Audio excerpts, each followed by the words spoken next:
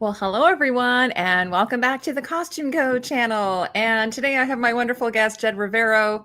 We are back for another The Gilded Age live stream. It's Sunday. Hope you're having an awesome day.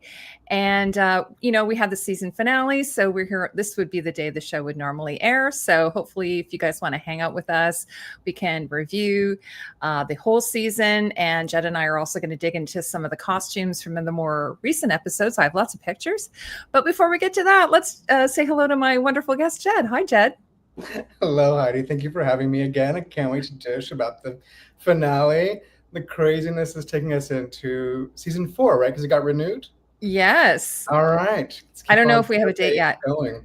Now, I was going to tell you, okay, so before we get into the live stream and chatting about some of the costumes and everything, so I'm working on a video about season 3. Okay. And normally, like when I do a video review, it's usually pretty straightforward. I can kind of like, okay, I can tackle it. But do you find like, I don't know what it is. There's so many storylines and plot lines. There's so many characters. There's so many costumes. Like, I'm like, I can't, like, it's like whiplash, right? So what are your overall thoughts on season 3, like as a whole? Season 3, we say a lot on set, hurry up and wait. And that's what I feel like about all of the plot lines in this. We're getting to the next beat, and then it kind of drags for a while, and then it gets crazy for a minute, and then it drags for a while. But I'm along for the ride. I mean, it is such a good summer watch show, just to be hanging out with these Richie Riches and going to Newport and dressing up. And now we get to go to England. I mean, it's just yeah. Oh, I know. I was actually shocked at that. I thought that we would lose Gladys. I thought that would be it for her. Truly, because it's been like, I just don't even know how you managed to have one more storyline, one more house. Mm-hmm. And then we have Clock Twink getting his own house and setting up shop. So we have By the way, I had to look up what Twink meant. You guys, I'm on the internet and I'm like, what? Sorry, what does this mean? You guys kill me. I need a glossary of terms. I'm watching these shows. Yeah, it's a lot. Like Train Daddy. By the way, and I forgot to mention before we started and got right into the show, Jed, like, why don't you, you were here before, and if anyone wants to revisit our live stream we did about the first 4 episodes, which led up to Gladys's wedding, we could add that link for you. But Jed, tell everyone who you are in case they don't know who you are. Who am I? It's a deep question. It's very philosophical. It is philosophical. I am someone who was raised by TV and movies and started my professional life doing fashion merchandising and marketing, but always wanted to make beautiful images. And so now I work in film, costume, shopping, the jack of all trades. I absolutely love it. And so as we talk about it, I think I get to offer a little bit of like what goes into getting people dressed, fit, dressed, the production, how everything works, that we don't even have to think about, when we see it on TV. And then just being a little bit of a Joan Rivers and our gut reaction to how things appear and the mise-en-scene that we're adding into the Gilded Age. Yeah, we're doing a bit of a fashion police right here, just a little bit. But what I love about having the Ward McAllister, exactly, the Ward McAllister. Absolutely. Well, what I love about having you here is, first off, obviously you're an industry insider, so that's always wonderful to have.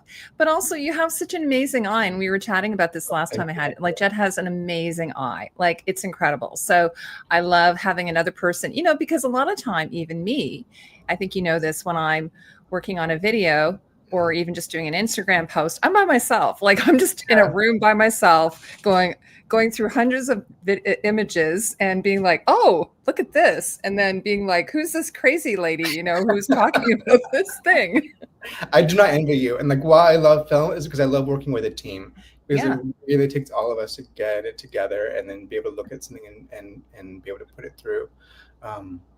Well, that's why I love to nerd out and get on live streams and chat with folks and I've made so many friends, by the way, from doing YouTube. So this is the reason why I have to do live streams.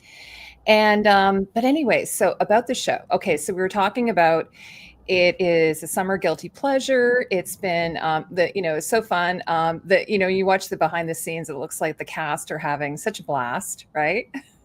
Thank God. Again, that's the only way you get through. It's the Yeah, only way you get through is to be able to have fun, with each other and be able to laugh. And because I'm sure they are all hot and miserable. They are in, period clothes. They are in period buildings, yep, which do not do not lend themselves well to this. All the lights, all that stuff. So it does take a little bit of humor and camaraderie to get through. So and they absolutely. get to And post it. Like I'm so glad that they're actually taking the time to film these behind the scenes for us and take us along with them. Um, Again, yeah, showing what good actors they are. I was going to say that I was just reading today that one of the reasons why season 3 was so successful is they were really heavy on social media this season. So they just went whole hog on social media and created a really great buzz about the show and the season.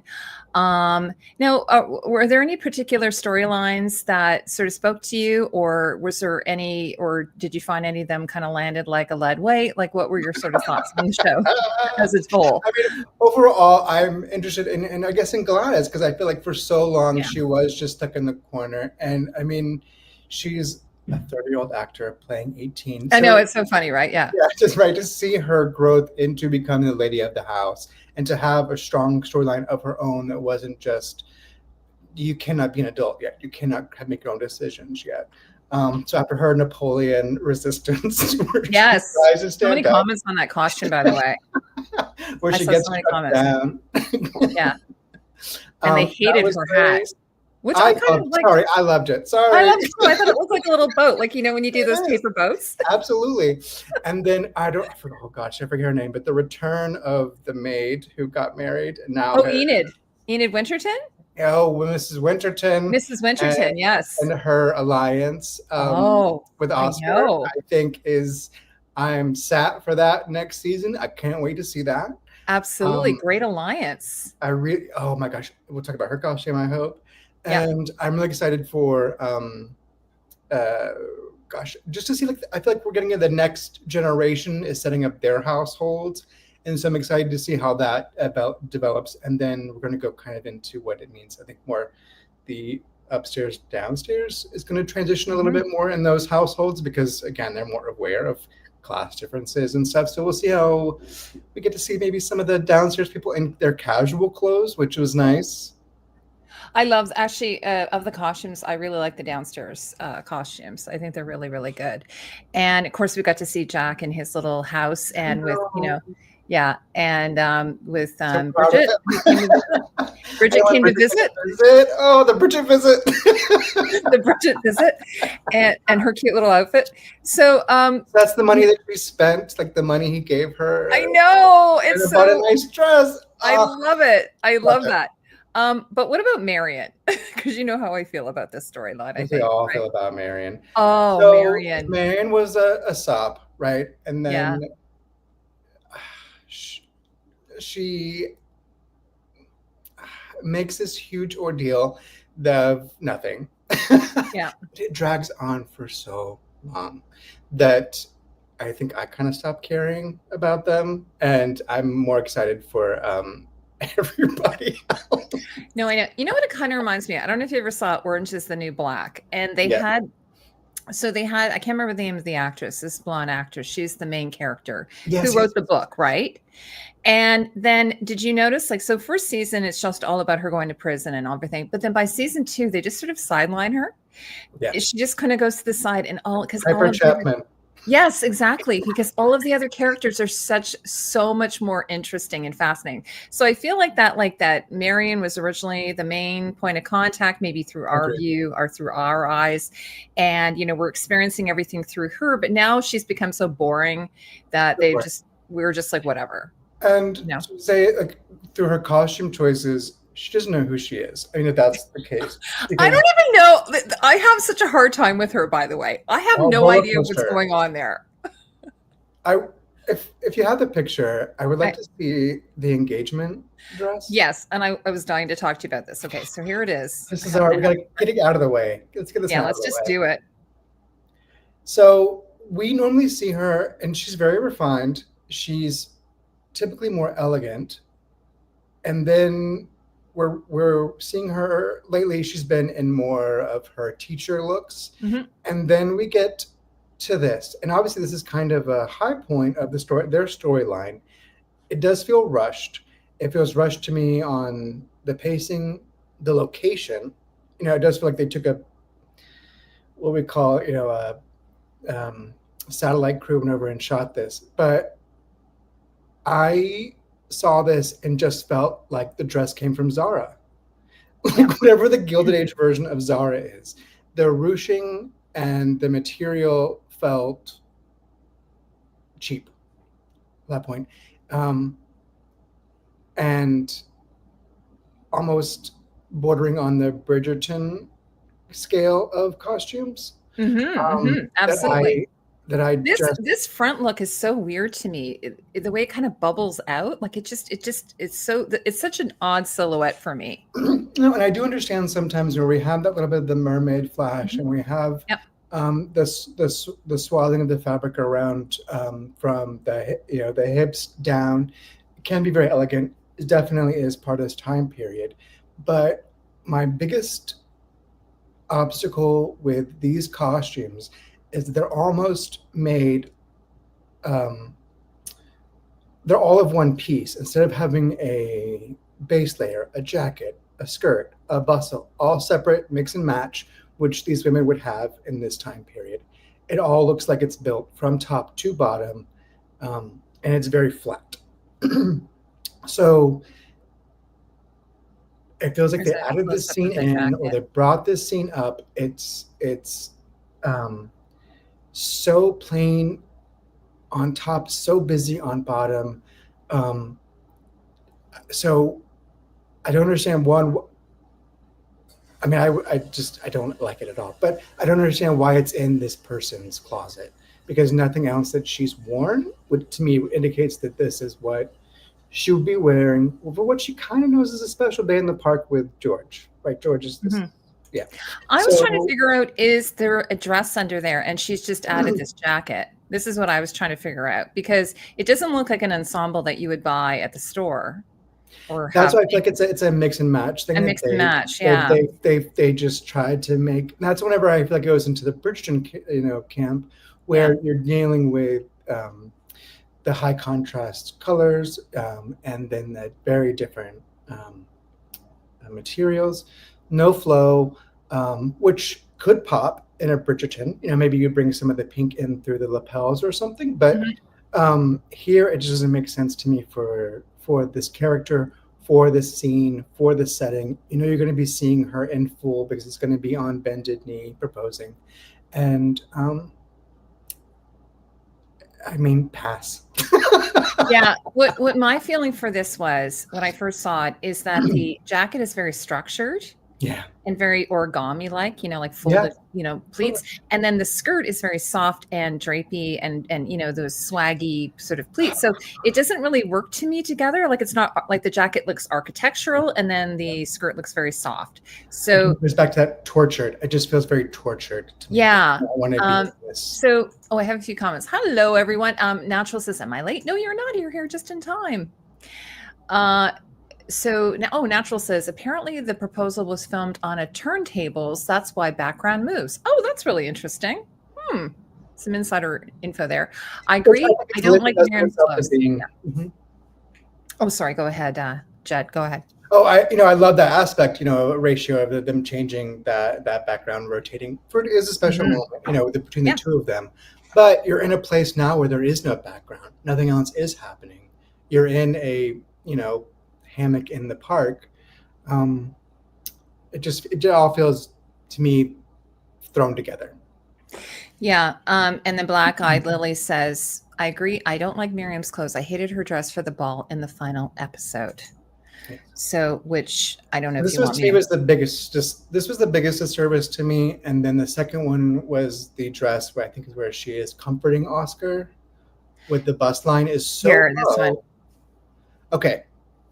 In the history of the world, I do not think there's a single woman who has ever said, please make my breast look so small and so low.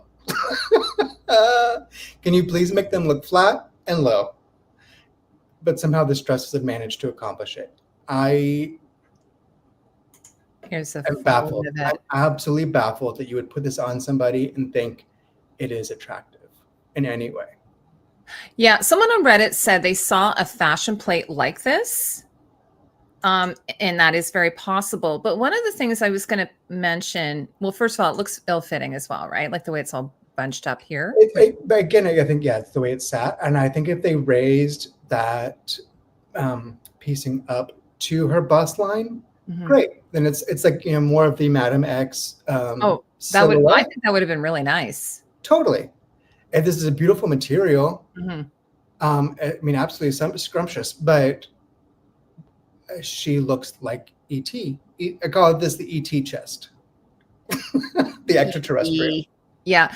The one of the things I was going to say is that and just in general, just looking, because I've been posting like fashion plates on Instagram, and people have been commenting like, why doesn't the costume look like the plate? Well, I mean, firstly, I mean, it's a drawing, so that's a bit hard, right? But even if you're looking at historical paintings, part of it is, and this is one thing, I don't know why they didn't do this. They didn't pad out Marian.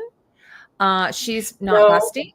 Yeah. No. And so that's also something you have to have a conversation with your actor about, like, I don't want to presume that that's the ideal, right? Everyone does not need to be a 32C chest. So again, having different body types, happy to represent that, but let's accentuate the positive and eliminate the negative. So bringing those style lines of that velvet up over the cup of her bra or corset would have made such a big difference in that dress, and probably made it support better whenever she is seated. Yeah, it wouldn't have sort of gotten all floppy looking like it is there. Like it's just kind of gathered up. And I mean, you were talking about this in our last video, which I thought was really important.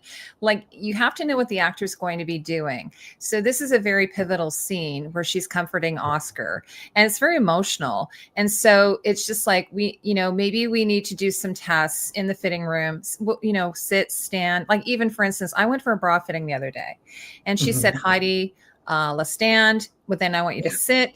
We're going to try on some different, like maybe a t-shirt, see how the silhouette looks like. And this is a modern fitting, right? Absolutely. So you would think in a historical fitting, you would have the actor sit down. Let's see what the costume does when you do that. Absolutely. And so I think, if it had been higher, and if it had made even a two-piece to have that, the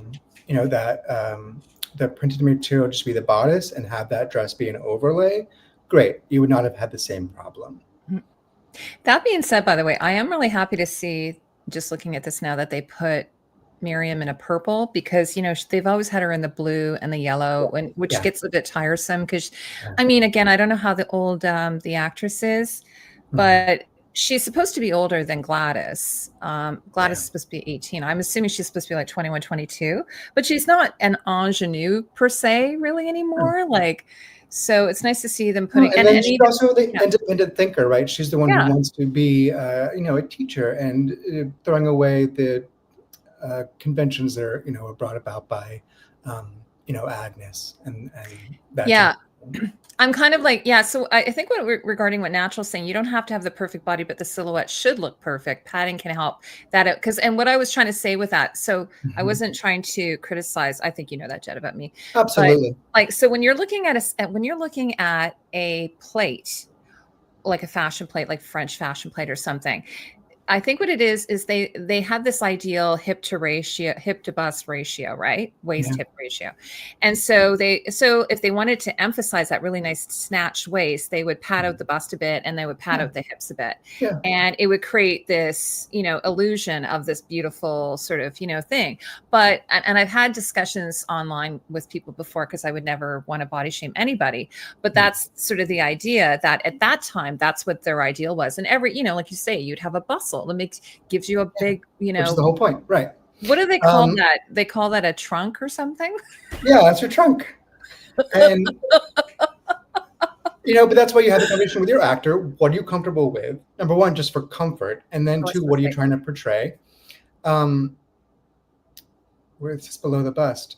Yeah. I See, think so the idea that would be like a waist cincher, where you have the crisscrossing. I think that's sort of what maybe that was supposed to be. You wear like it's just below the bust, but it's like a little right, corselet. again, right. So Yeah. then I think that's where you would have a different material. It would Yeah. not be attached to it, so that drags it down even more. Hello. You would have a little bit more volume through the blousing of the corset.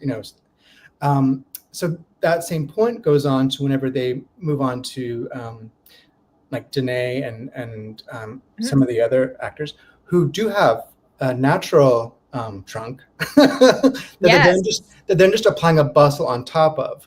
And so instead of taking that into account and minimizing the bustle so that they do have that balanced ratio, it is now just trunk on top of trunk. And so you end up with a super exaggerated bustle, and it makes them look more dated, or to me just kind of dowdy at the end.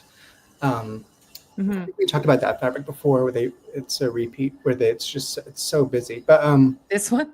yeah, I do not understand this material.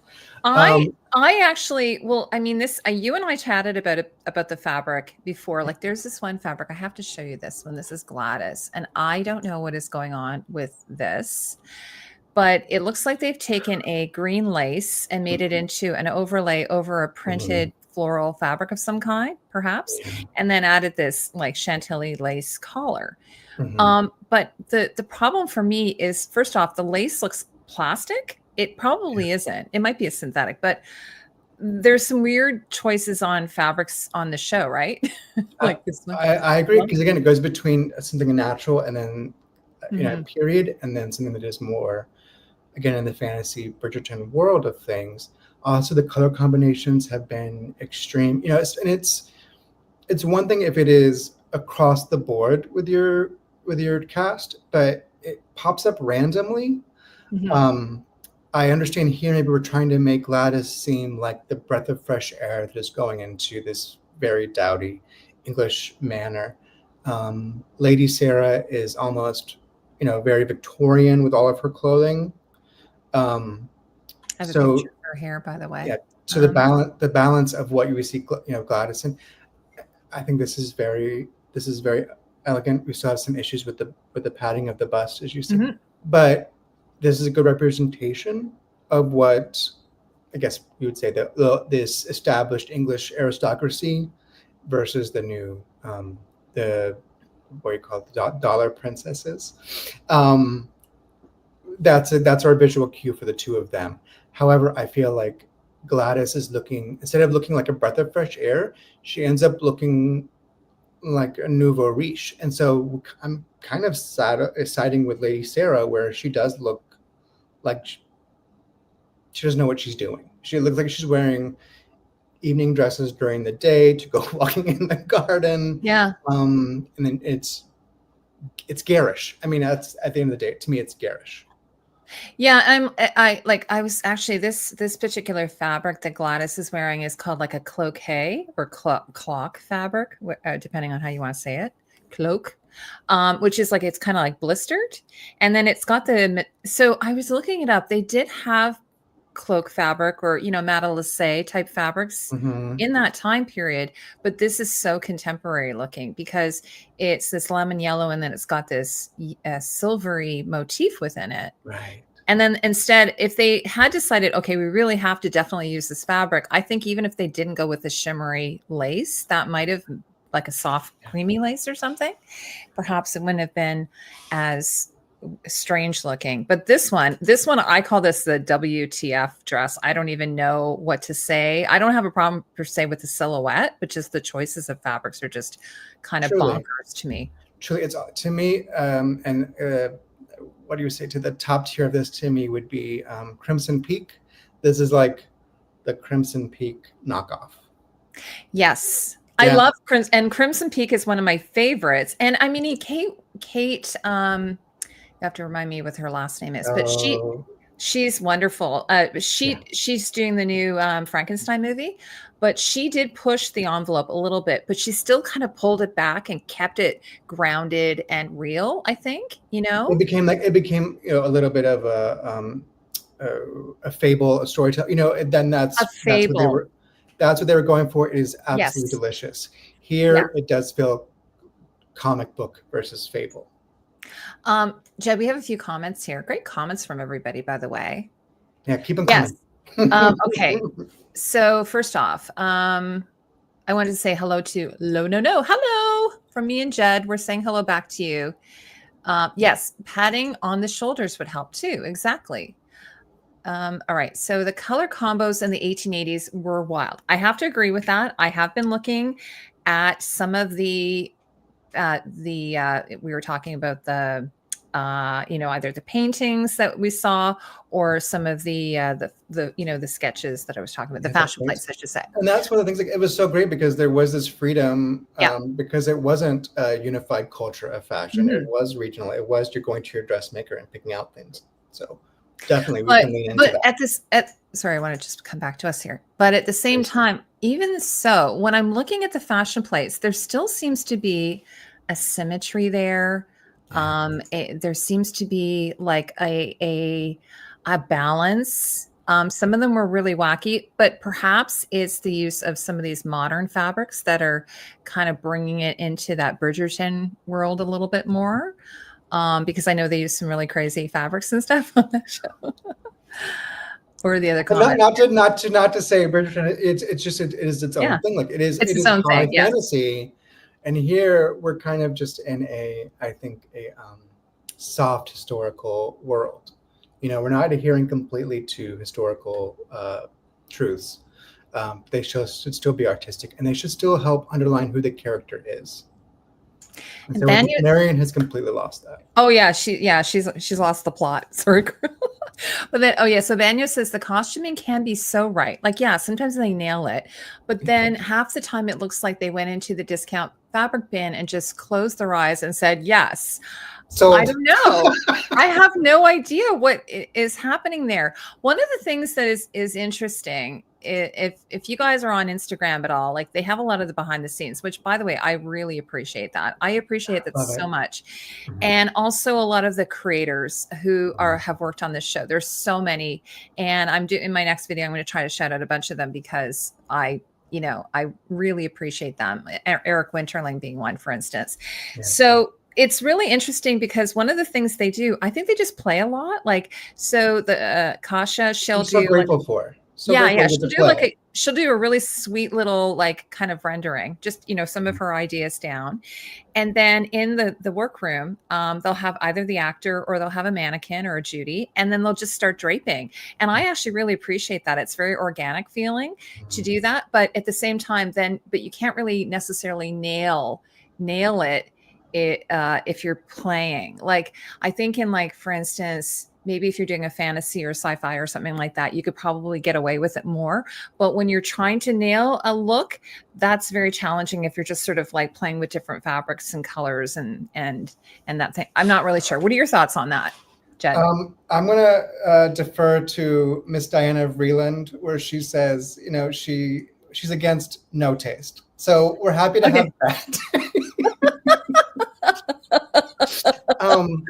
Please play and experiment, and I'm so glad that we're in a place where that can happen, because what I feel like happens so often is it is costuming by committee, where we're having to send things down. And I mean, it's famous that like everyone's got an opinion about clothing because everybody gets dressed, and everybody can see what's happening. Where we don't know about the lighting, we don't know about the lens, we don't know about that stuff, but we definitely have an opinion about that. And so when so many people get in, and it does get almost watered down, or it becomes the most common denominator. So I'm very glad for that. But as a costume designer, you have to stay true to the vision, which to me should be character and balance. And so I think there is someone who needs to be pulling back and saying, like, to me, all the men look beautiful. Yeah, absolutely. They look great. A wide variety of silhouettes and accessories. That doesn't have to be a repetition of the same, which, I mean, menswear can be repetitive. But I think they found really good ways of making everybody unique and everybody having their own style and colors and that stuff. But when it comes to the women, and again, this is a quantity thing too, where they are just churning things out, and it ends up being where it's like the Jackson Pollock, and some things are sticking to the canvas and some things are sliding off.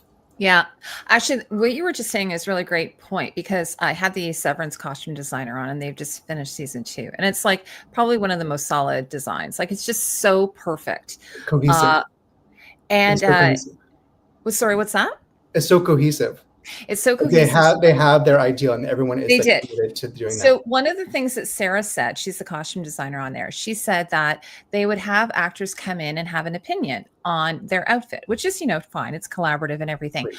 But they would have a set of rules. So if the actor said something, I would like to do this, they'd say, no, actually that goes outside the rules that they've established within that world. They have the innies and the outies, right? So this is sort of why when I was writing my script for this review, I'm having such a hard time, because I can't quite figure out what are the rules. So it's not really the 1880s. It's kind of like, I was thinking, is it 1880s through a modern lens? Like, it's it's very anachronistic, like just even in the language and the mannerisms. And obviously they have adults playing teenagers and things like that. So I'm trying to then if that's the case, what are the rules? And I can't quite figure them out. And I don't know that the design team has nailed that. Right. Outside of the gentlemen, I think are good. The gentlemen, they do a very good job. There are some rules for Newport. They have the palettes from Newport, the fabrics from Newport versus the city. But when it comes to being cohesive with some of the actresses, it's just not. So, but we're happy to watch it. Yes, exactly. Okay, so I want to just make a few. Banya, did I get you, Banya? Is it Banya? Did I get you the costuming? Which can be we got this. Okay. Sorry, the natural said, I love the older man that sits next to Gladys. Absolutely, he was hilarious. Oh yeah. It was great. He supported her. Yes.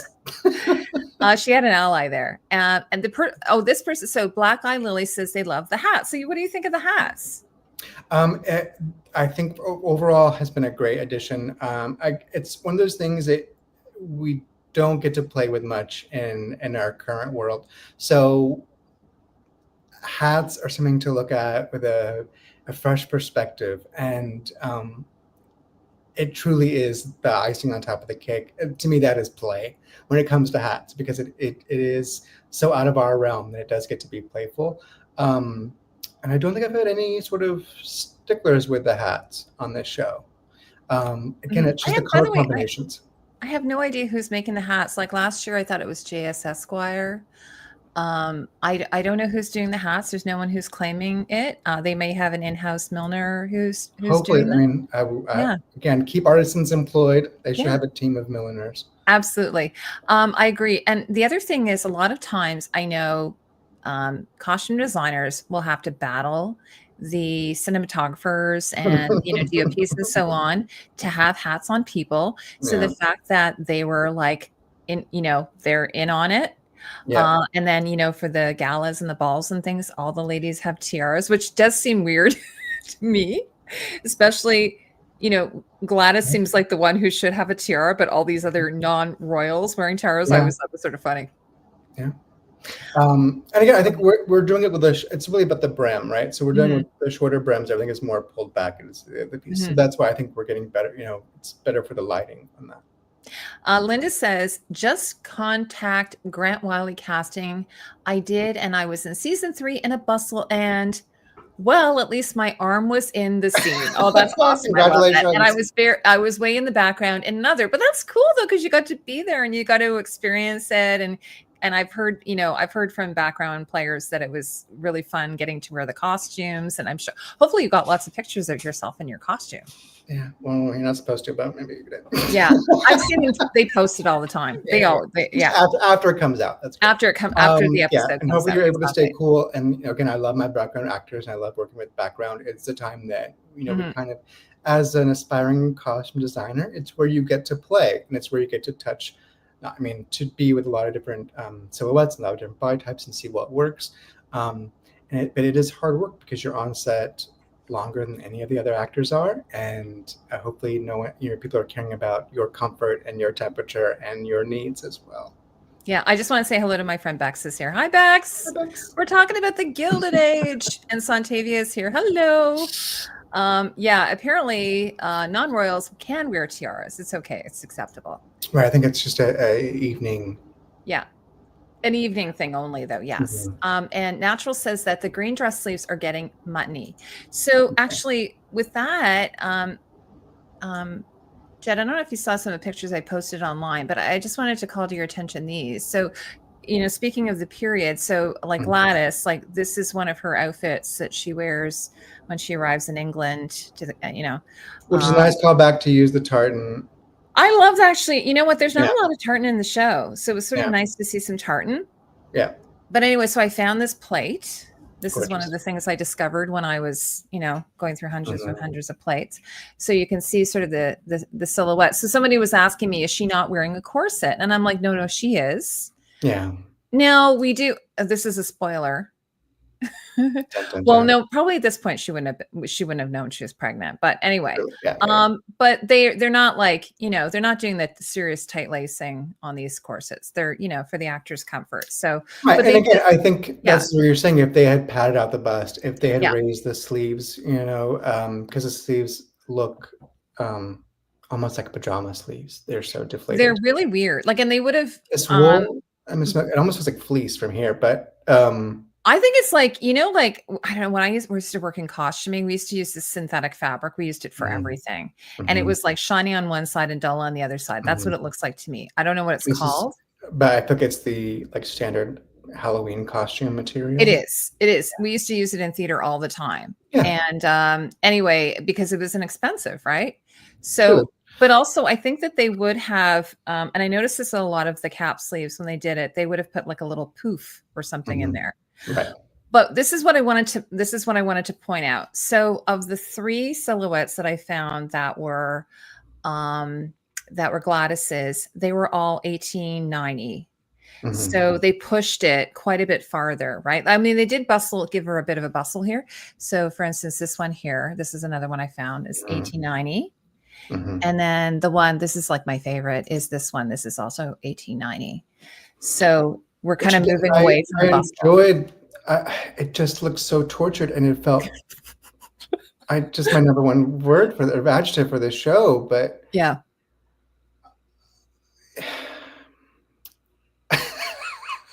I also the ruffle on the sleeve, which I understand, it looked like just party tulle added on as an afterthought, and it's distracting because it is so close to camera. And I think Mary Poppins did it better. I mean, it does kind of feel Mary Poppins-y, doesn't it? I was thinking the same thing when I saw it. In the garden, I think it could have been a lot lighter. There is no reason, I think, to have this, the pulling of the fabric, it's almost like pleated, draped. Yes. Where I think it looks like more in the fashion plate, it is just a softer, and here it just feels like so much material on top of material on top of material. I think they've taken. I don't envy the manufacturer, whoever had to construct this costume. Oh yeah, it does feel like it is a torturous costume to make. But yeah, it's. But they've got like someone was saying, I think that the sleeves are much more puffy. So we're getting into the Anna Green Gables, Lego Mountain kind of sleeve. But I think that some of the sheer fabric at the back is from her hat. I think it's draping down. Great, and I love that. If we had maybe seen that more, it had a little bit more cleaner of a silhouette on the dress to be able to do that.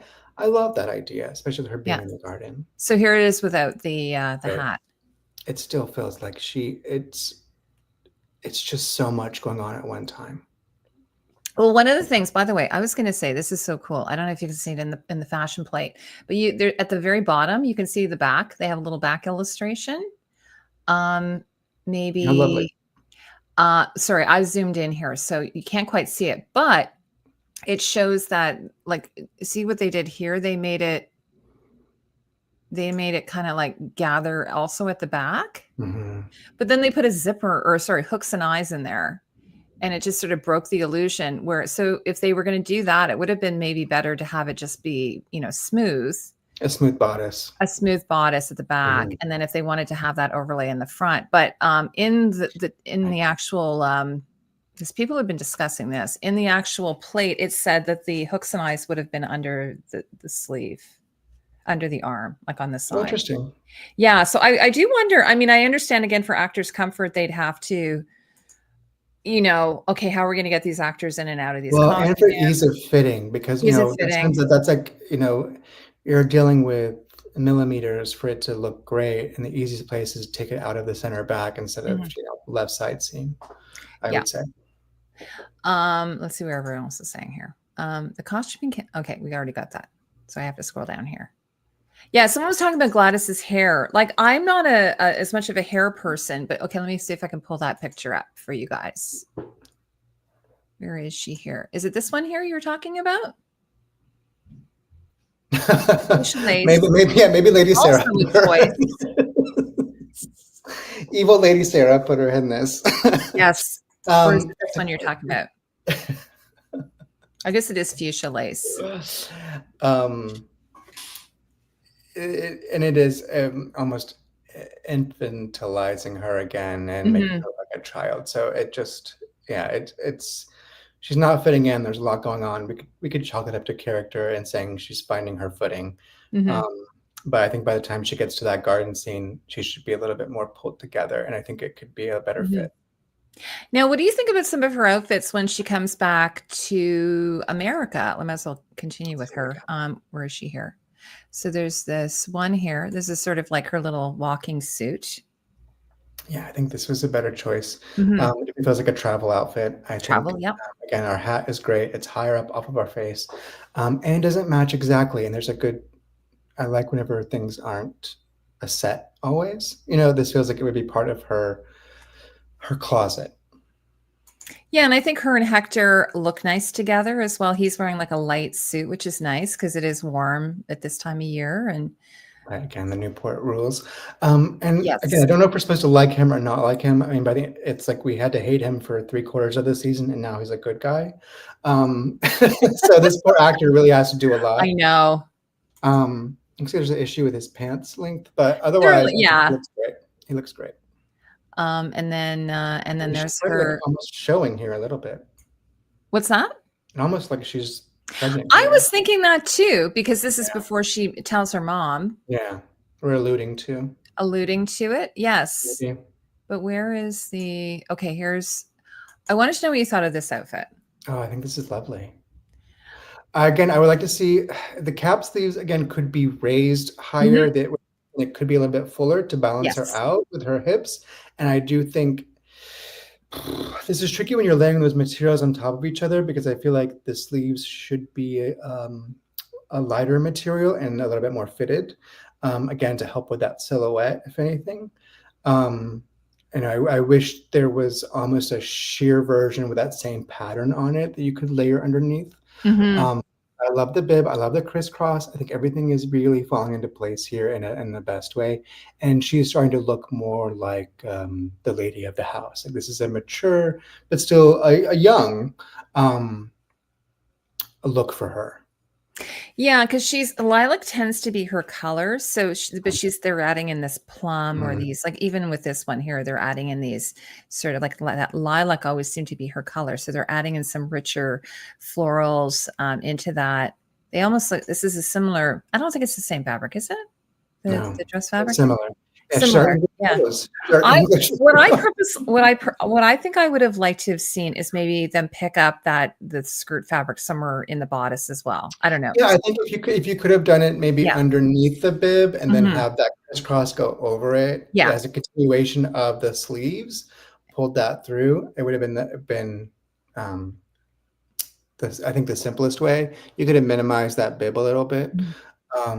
Her hair is looking, I think her hair is looking nicer here too. Yeah, it definitely it feels real, number one, and less, less artifice, I think, which is Yeah, because I think at this point, I'm not sure. I think Adelheid is back to being her lady's maid, Oh, and so good. Thank God. Thank you, yeah, Al.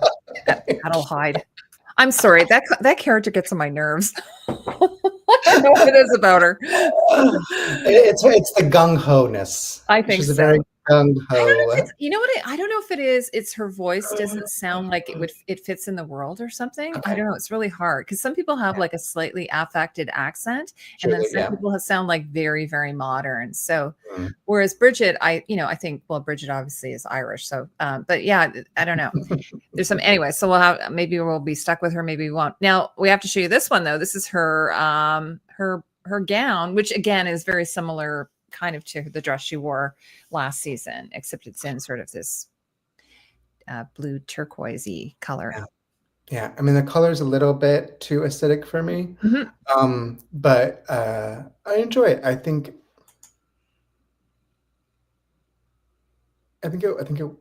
Yeah, I wish it was more in the jewel tone, especially because we're putting an extra red. Um, and she does feel like she's coming back as the Duchess that she is. Yeah. I'm going to come back. Sorry, guys, if like, was it Bex knows how I am with having to go back and forth between comments and pictures. So if it's a little bit clunky, that's why. But I wanted to bring up this comment from Bex. She said, I'm not up to speed on your Gilded Age vids, but do you find the time period accuracy? How does it compare to Downton? So yeah, I think we were just talking. I personally don't think it's historically accurate. No. But is that an issue? This is what I've noticed. Some people are furious about it and some people don't care. Like really. There are people who are like, it's not a documentary. I don't care. I love the costumes. And there's other people who are really angry. And then I'm somewhere in the middle. I don't know. Where are you on that, Jed? I think you have to land with the tone of the show, and the show is not an accurate show, so the costumes are not going to be accurate, but they should be, I would say a feast for the senses, right? It's our summer ice cream. You know what I mean? Like that's what it should be, Yeah. and to enjoy it that way. Natural. She's talking about this part. Women often wore corsets until they couldn't, like 4 or 5 months. Most women didn't tight lace. Gladys doesn't seem to be vain, so I doubt she'd lace down. Oh no, I don't think so either. And then she, but also most women. This is my experience, just from being a mom. Most women, if they've never had a baby before, especially if they have a pretty good figure, usually won't even show that much at 4 months. Like usually you can get away with it. I've known people who've been pregnant and didn't even know they were pregnant at 4 months. That's how sometimes for us, when we're trying to fake it, we're putting, a 6-month belly on somebody and it doesn't not register. So there's something you have to go through. And honestly, this is my first experience was on She-Hulk, where we had a very diminutive actress that then had to play like she was in larger clothes and smaller clothes. So playing with that scale, even though you're putting in someone in a shirt or a suit that's 3 sizes too big, sometimes on camera does not read that big. So you have to be able to screen test those things and see what's going to actually read. Banyo says by the mid 1890s, sleeves began to decrease in size, so Gladys might have had smaller puffs or ruffles at the shoulder with a fitted shape down the arm. Yeah. This is my personal take on the whole thing. I think that the design team, they want to have access to more looks. So I think they just cast a wider net. And so they might have pushed into 1890. They might have I know they did definitely go backward as well, even into the late 1870s or what have you. So they just needed to have cast a wider net. And the average audience is honestly probably not going to know. No, and then a lot of that comes down with the fitting purposes, comes down to the time frame they have, because you really need like 3 fittings at least with these actors in the clothes to be able to nail down the proportions. And so they're making it, so like you said, someone else is making the dress, they're sending it to set. They may have a check fit, maybe beforehand, but probably it's going to be on the day. And so to be able to check that fit, then take it off the actor, get it to your tailor to have them refine it. It's a rare timing thing. So I think that if they had, again, this would be my choice to have a smaller closet of mix and match pieces for these actors that you could then refine it so it fits great. And then you're just playing then with your layering and what you're adding in each season or for each scene. I want to say hello to Stephanie. Hi, Stephanie. Thanks so much for joining us today. We're here with Jed. We're chatting about the costumes, season 3 of the Gilded Age. And then Linda says, and I've read this before too, on a video, Kasia said that she is not trying to be historically perfect, just based generally on the time. And they made 5,000 costumes for season 1, which is an example of like, that is like mass Bananas. production, right? That That's is mass production. bananas. Yes. Again, I hope they're keeping everyone employed and Mhm. manufacturing these. And I'm so glad that we get to actually, it's the closest thing that we have to couture these days. So to be able to play in that world is amazing. And to have all of these skills passed down and honored, I think is why I love this business. And when I get to see people who do it well, it just lights me up. I mean, Mhm. it just clicks.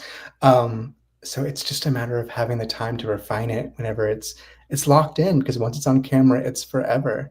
Um, this is my other big hot take is that I don't care anything about continuity. I mean, if something's Mhm. going to change from one scene to the other, fine.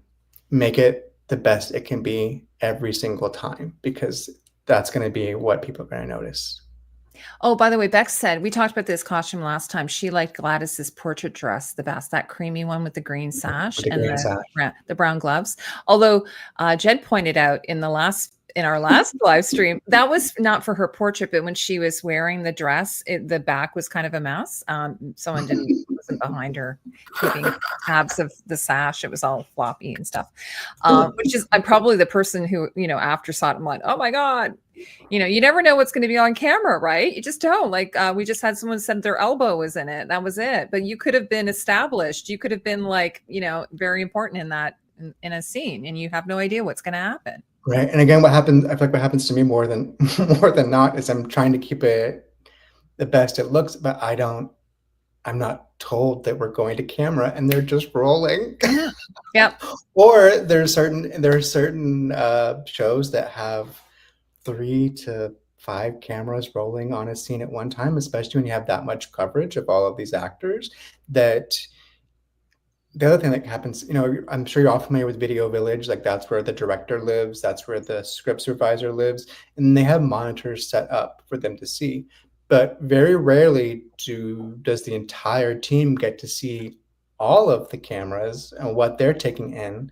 We do luckily now have access to on our personal devices, but that's dependent on Wi-Fi and your battery and your connection and the 15 other things you're trying to do at one time to be able to keep track of everything you're seeing on camera and everything that is being filmed at one time. it is Yeah. truly a lot of plates spinning. So I mean, kudos to those actors or those like costumers, because I know they're doing so much and don't always have the best support system in place to know what is going to be featured. Mhm. I was going to say, Naturals talk about muslin mock-ups. They do. All of the dresses are made with a mock-up first, but it's made out of muslin, and you don't know how it's going to work. Maybe I don't know. It's kind of like I imagine it's, especially when things are going so fast, it ends up being a surprise at the end. Like, oh, this turned out really great, or oh, this did not. Like we were talking about. There's that one dress that Bertha wore with that pearl necklace, and I just think they were like, okay, I don't Let's know. try this. We got to just use it. Like, what are we going to do? I mean, it wasn't like that important, but what I have noticed, Jed, did you notice this?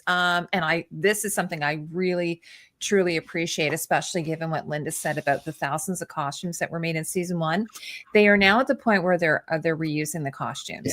Yeah. So for instance, Bertha, like she wore several of her season 1 and season 2 costumes, and maybe mostly season 2, because I think she was pregnant in season 1. But it's nice to see those be reused. And obviously Ada and Agnes, I mean, they're very old fashioned. They're the old guards. So they have very good quality pieces. And probably over the years, I mean, they might have trim changed or something. Right. That's the fun What? of it too. Yeah. I Go also ahead. feel like Sorry. we don't get to see too much of Ada and I'm sorry, Agnes. Agnes, because they are in this dark house. It is darkly shot. You know, we're only seeing them complaining on the couch in this frame. So to be able to bring that back and see them in different lighting in different situations. Yes, thank you, Sarah. Absolutely. Mm-hmm. Oh my gosh, yes, the bloody outfit of Marian was one of the best ones of the whole show. I know it's ruined. But this is the thing, it is less tortured. And again, probably because they had to make multiples of it. So it had to be simplified. I'm still covered in blood from Friday on my show. It's tricky. But yeah, that was one of Marian's best looks. And I'm glad George fell in love with her again after that. I have to tell you, there is one outfit that I saw that this is one that I did notice. And I call it like a capsule wardrobe, right? When you have mix and match pieces. Like they did that on Game of Thrones. I love that. Mix and match. Yeah. So who is it? Peggy's mom. There's one outfit she wears where she has a skirt and then she wears a bodice with it. And then at another event, she's wearing the same skirt and then a different bodice. And actually there are examples of museum pieces like that. And I think this is so great where they'll have a day look, the day bodice with the skirt, and then they'll have a night bodice, which the short sleeves that you would wear with, and then the lower neckline. And how versatile is that, right? Because especially, Absolutely. I wish I had that. Yeah, I know. And so I kind of love what my Barbie's had. Yeah, and I think, and you guys can correct me if you're wrong, but I think we do see Marian, especially being like the school marm look, that she has. She tends to wear shirtwaists, I believe they're called. There's sometimes where she's not in it, and it does feel too fancy for that. And again, this is why I feel like Marian's all over the place. Like if she had a more, utilitarian, practical look for school and a little bit more of a softer look for whenever she is around the house. Audra McDonald's, they've done some real engineering with her because her bodices are fit. They look well. She is well lit. I'll also say Felicia Rashad has been looking amazing on this show. So good. Yes. I actually prefer, we talked about this last time, but the Newport outfits, I have preferred the Black Elite costumes to the, what they call them, the White Elite. I don't even know what they're called. Yeah, that's what they are. The other people. Yeah, the Gilded Lilies. Gilded Age people. And again, I think that's because they had rules. You're in Newport. You have this color palette. You have, this, they are all kind of a similar financial situation. They are all, upper class. And so here's Elizabeth Kirkland, Felicia Rashad. By the way, I don't have a picture of it. She shared a picture of this, the actress Felicia Rashad, on her Instagram, I believe, of her outside in this. Because it was my sister who said, "Oh wow, the interiors are really dark on this, so you don't get the full vibrancy of this yellow." But I love this costume. I think they've really done. So you guys can see it there. There it is. And again, it does feel authentic. And now this one did sit funny when she sat. I like it. By the way, this is another thing. We're dealing with dressing people of different ages, different body types. And I love, I love seeing how they approach all of the different, ages. It is sometimes weird though, for me, like for instance, Agnes, sometimes I'll have a look on her and I'll be like, that's kind of youthful. Like I do wonder, like, was there, like, for instance, in our timeline, we have the youthful look. And then we have that as you get, middle age and beyond, then you have that sort of look, right? Like where you shop at different stores. So I do wonder, is there a, like a youthful look? Like, so she's standing next to her. I believe this is her cousin? Yeah. Now Audra is not, she's probably in her 50s, the character's in her 50s, maybe. So this is very youthful. I love it though, but I do wonder about that. I don't know historically how that worked. Whereas Marian's looks almost like matronly. Again, and kind of thrown together.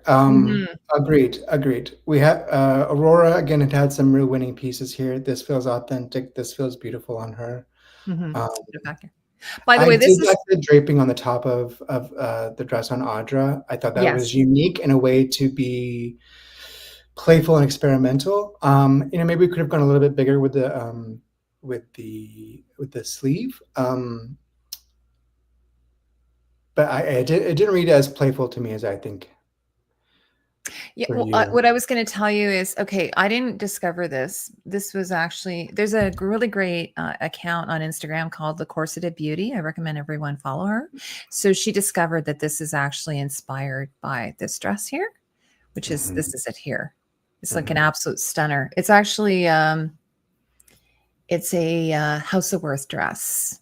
Which is almost like referencing Versailles. Yeah, and this is 1886 to 1887. So it's Mhm, again, it's sort of pushing the envelope. mhm, But then they changed the color palette. So they kind of went more with this beautiful lavender purpley mhm. palette. And then the beautiful white, like pure white, which you don't see too much. Usually they go with ivory in that. So I love that pure white lace on her bodice. Yeah, it is so cool. So to have that Mhm. ivory been too warm, I think this was the right choice here. And again, you're playing with lighting too, so you want to reflect back onto Audra and have it highlight her features instead of dulling her down, which can happen Mhm. so easily when you're darker complected. But we're Yeah, also and seeing then the here with tiaras, like you're muscle. mentioning, are set nicely back. Oh, sorry, go ahead. I was saying here now we get like a bustle on a bustle Yeah. for her cousin. I feel like that could have been dropped a little bit lower and a Mhm. little bit, and not been as because what is that, almost like 1860s where it's like the choo-choo train bustle? Yes. Yeah. Not Um, 1860s, I'm sorry, it's something like what? and then then actually, I guess we can talk about Peggy's dress, which is also historically a historical reference, which I again, really did love this. This was giving, Audrey so Hepburn. pretty. Oh yeah. This is giving My Fair Lady to me. I do wish maybe we had a symmetrical sleeve, or that it was, I don't know, I think the reference of the sleeves was a little bit off. Hmm. But yeah, we could have given her more of a that princess wrapped, and that silver would have been the icing on the cake for her. And again, we're talking about seeing the colors on the interiors versus the exteriors and all that stuff. And that's why one of the things about fittings is so important. And I like to bring in someone from the lighting team and someone from the set team when we are setting up a fitting room, so that we have an accurate idea of how it's going to read on camera. Because usually Hmm. we're just taking pictures on our iPhones, and that's not going to help us much. Yeah. I feel like it could have been slightly more saturated. It's the ballet slipper pink can go so pastel, so almost white. And I'm sure, judging by this in person, this was more of a baby pink. Um, and I would like to have seen that maybe the saturation dialed up slightly in that for her. But I really love this look. And the two flanking her, I think, are beautiful Oh, as I well. love them too. That's what I was saying. I kind of preferred, Yeah. especially I don't have any pictures of them actually dancing, but during all the dancing sequences. Now, someone did say, and I guess this makes sense, storyline, and just for make it easier for us as an audience, you have the very light pastels in the Black Elite ball, and then you have the jewel tones in the other ball. And so when you're going back and forth, you kind of go, okay, I know it's this ball, I know it's this ball. Yeah. So I mean, I guess there is some storytelling. What did you think of that sort of There's idea? absolutely, and again, we're in Newport, we're in summer, it's the end of season. Mhm. I felt like, the Black Elite nailed it. And when we go if you're gonna pull up, maybe we should start with Bertha's dress since she's throwing the ball, the red Oh dress. yeah, which is a Oh, sorry. One more thing before I let you go from this. I just wanted to show this to you, Jed. So this is something that Corseted Beauty found. This Right, and so painting, it's like, which is yeah, wider and wrapped around to that small point, and yeah, I this really. is John Singer Sargent Mhm. who painted this, and it's a portrait of Lisa Colt Curtis. So she would have been an elite. So yeah, so there's that contrast between the existing. Yeah, I just wish it flowed better from left to Mhm. right, where it was either Yeah. wrapping. It just felt asymmetrical instead of like enveloping her. And again, that's something you just have to play with and be able to have a strong enough material that's going to stay in place, and not just deflate, because she's in this dress, I'm sure, for 12 hours. Oh yeah, absolutely. Okay, so with that, we're going to go to Bertha. Now, I was going to show you this. So this is based on an historical extant gown, or what have you, by Frederick Worth as well, House of Worth. Again, it's later. This is actually 1898 to 1900, so quite late. Cusp. So what threw it off for me was the white panel peeking out underneath. Again, this goes back to the show's love of doing asymmetry for no reason. I'm glad she went into the red. This is her power move. She's now taking over for Lady Astor. I do wish they had played that whole transition a little bit better, because all of a sudden she was just sitting down with her and being asked to take over the ball, which we all knew she would. So yeah, this is Gladys. I mean, Bertha coming into her own here as the lead of the society, and standing next to her Duke and Duchess.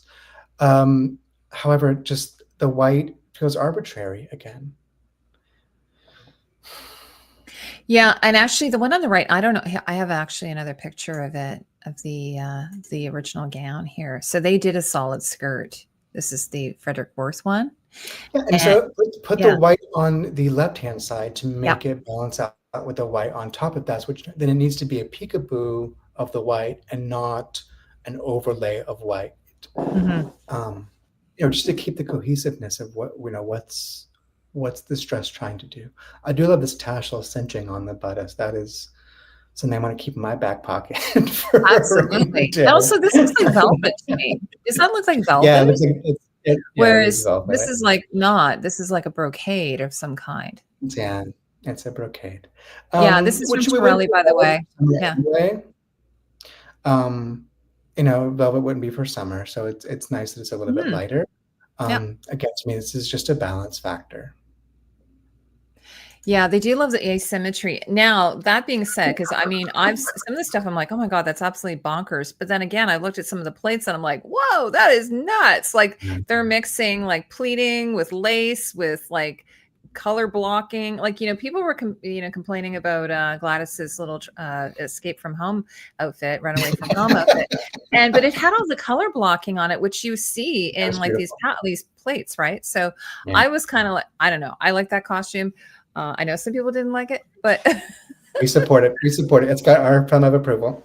Yeah, exactly. It's very, some of the stuff is very subjective. So I'm not going to diss on any of you if you like something that we don't like, and vice versa. Oh, by the way, so Linda said this is kind of fun. Linda said, some have mentioned that the nod to Sargent's Madam X, which of course is like iconic, right? When Peggy's strap fell, others said it was because she missed her last fitting. Yes, they did make a plot point. Yeah, that's fun. I love that. That's a really fun thing. By the way, I was mentioning in the last time we live streamed, I was chatting about how who was it? Bertha had a dress put aside that she thought her sister could wear, and maybe they could alter it. And then she had made a point of having her sister spill something all over her outfit, so she had to wear a different outfit. And people were like, "Oh, because people love to justify these plot points or whatever." Because I was like, I thought it was silly. Because I'm like, how are you going to alter a dress that was fitted, for a particular size, and then alter it to fit somebody who's completely different size and shape and everything? And they were like, oh, but there would be lots of seam allowance. And so I just, out of curiosity, I went to look at some costumes, some extant costumes, to see what the inside of them, including House of Worth. No, they would have clipped the seams. Well, first of all, the fabric would have been very expensive. Right. Yeah, you can afford it. Yeah. And the seams were very, very narrow. Every clip short. But again, I think that's where to me, that's what I call it the kimono rule, right? Where you're keeping every inch of fabric you can, so you can reuse it later, which wouldn't have happened here. But that's where you get the mix and match pieces, where you could have maybe taken, I forget her sister's name, but adding something on maybe on top of what she has to then elevate it to Bertha's standards, or But even like, I remember, like, I used to work in a costume house, and we would, like, sometimes it was ridiculous, the alterations we would do. And I have to tell you, for theatrical purposes, yes, we would always add additional seam allowance. Like, we usually be 2 inches at the back. The side seams might have 1 inch or 2 inches on the side. So that was a normal thing in theatrical costuming. But sometimes, like once you start to alter something several sizes, it just doesn't work anymore because the proportions are completely Right. off. So So this just the idea of them having to alter something just overnight, I'm like, that's just a completely bonkers thing to me, where they could have just well, it's gone what out we to do the on a daily shops. basis. So I would say Yeah, what would have happened is we would have had to add a panel. yeah. So she would have had a contrasting panel on both sides. So you Mhm. keep the silhouette in front and where it wants to be, and you would have made it adjust there for her. Yeah. That's what I would have done. But I think it would just been cheaper just or easier just to go to a shop and buy one for her. Like Bertha would have I had the think money. there's that turnaround time would have been more to construct from nothing to something because there's nothing off the rack. It's Oh, all okay. Yes. Okay. Well, there you go. Okay. That makes sense. Okay. So your right. solution's the best. Okay. No But I Bloomingdale's is did open find it, yet. yeah. So that kind of drove me bonkers, that particular Agreed. storyline. Agreed. And I would have probably, as the costume person, have pushed back a bit on that. Okay. You talked. Yeah, I mean that's what we're there to offer for as a department head and say, okay, I love what you're doing here. Mm-hmm. How I can meet you and be factual with it. Yeah, because somebody did actually go back and find when Bertha was wearing that dress, which I thought was really fun. Yeah. So she did actually wear that dress that her sister wore to the wedding. So they did have that continuity. I thought that was really cool. No, okay. So we're gonna finish up. So I just want to go through here what I have done so far. We did. Oh, there's a couple of other Marian looks I was going to ask you about because again, like I was saying, they're moving into the pinks and stuff. So what did you think? This one definitely felt like Mary Poppins to me. What did you think of this one? Yeah, this is Mary Poppins, and again, please make my bust look flat and low. She's so squished. She is so squished. We call this we used to call this pancaking. This is pancaking. Yeah. And here's another one of her outside. Like from the front, it looks nice, but just at the side. But again, it needs to be 4 inches higher with that stripe fabric, maybe. Mm-hmm. I mean, also, this is like the disconnect of where the sleeve is sometimes on the show throws me off because it does feel too contemporary. But yeah, I feel like we could have raised that in the arm side up to the collarbone and down to the sternum, that line, accentuate it there instead of dropping it so low. And it would have been great. The diagonal is great. It does help give her a little bit more of the silhouette. I do like the stripes, by the way. Like as I was mentioning earlier, there is quite an absence of plaid and stripes, and I would like to see.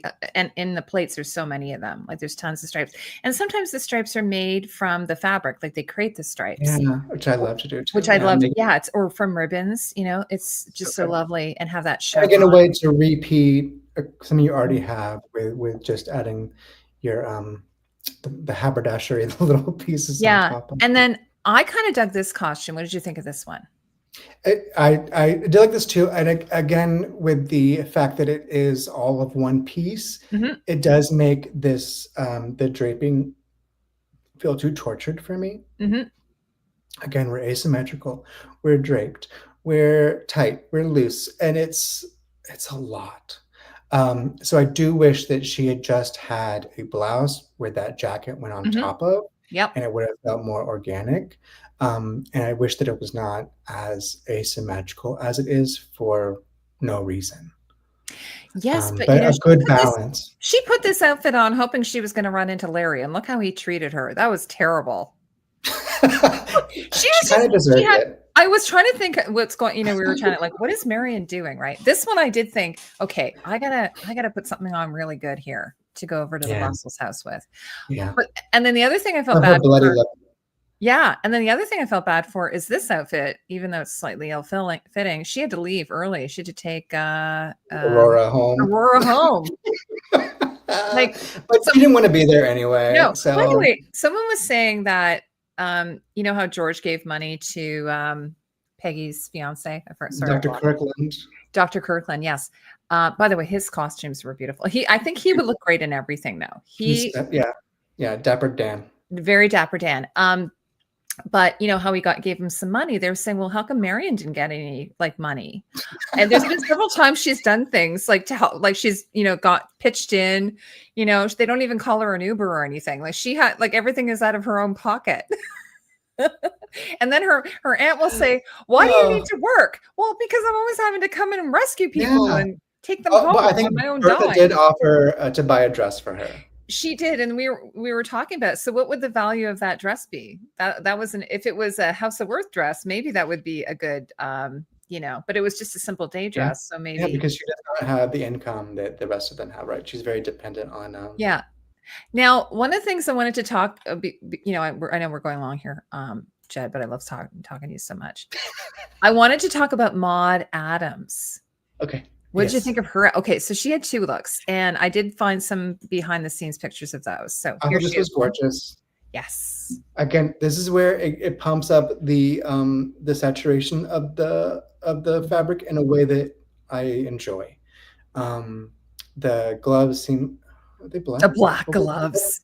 Hopefully they're a dark green. I wish they were an Yes. emerald or a bottle green. They might be. They might They be. might be right now. It's reading black right now. I thought this was great. She still looks like a very wealthy woman to me. Yeah. I mean, she's doing the most with Elise, with just a little bit of plume, a little bit of fabric around the neck. But I think this is a way where they can do asymmetry. They can add more accessories with it being cohesive and beautiful. I mean, she's a gorgeous actress. I think that she could also probably wear a lot of things and get away with it.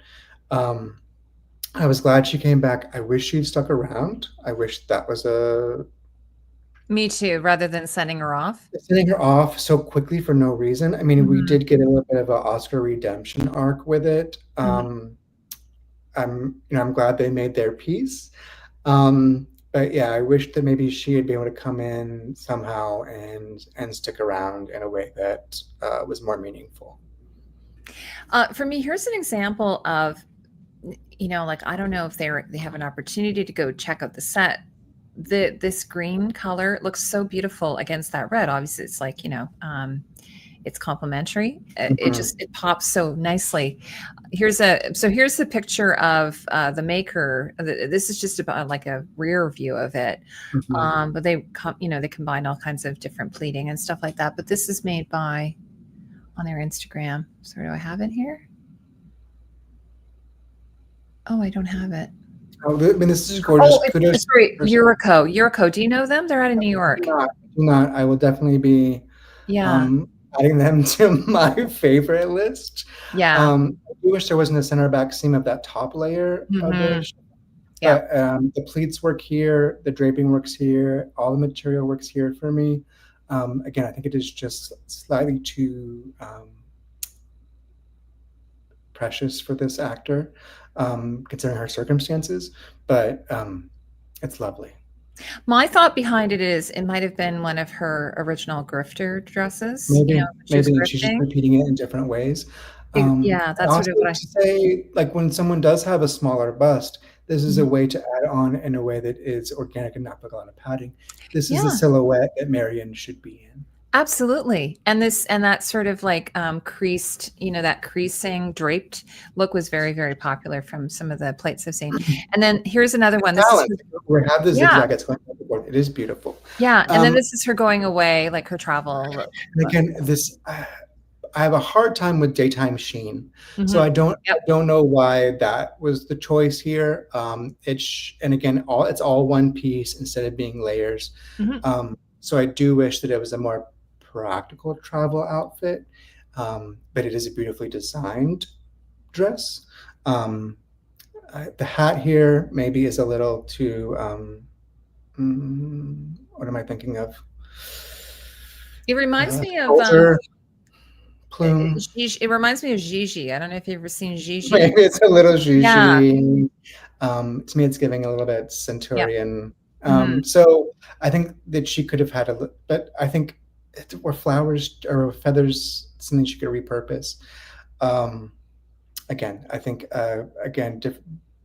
better fabrics would have sold this for me.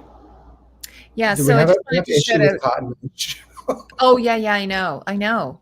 I did want to shout out. So this is Eurico. They're out of New York. So one of the things I was saying, it's very nice they're using local makers, because they were going to Torelli, which is in Italy, but it's nice, like Eric Winterling, Eurico, they're using these. A lot of them do theater too. So they probably already had those connections for theater, right? I'm so glad. Okay.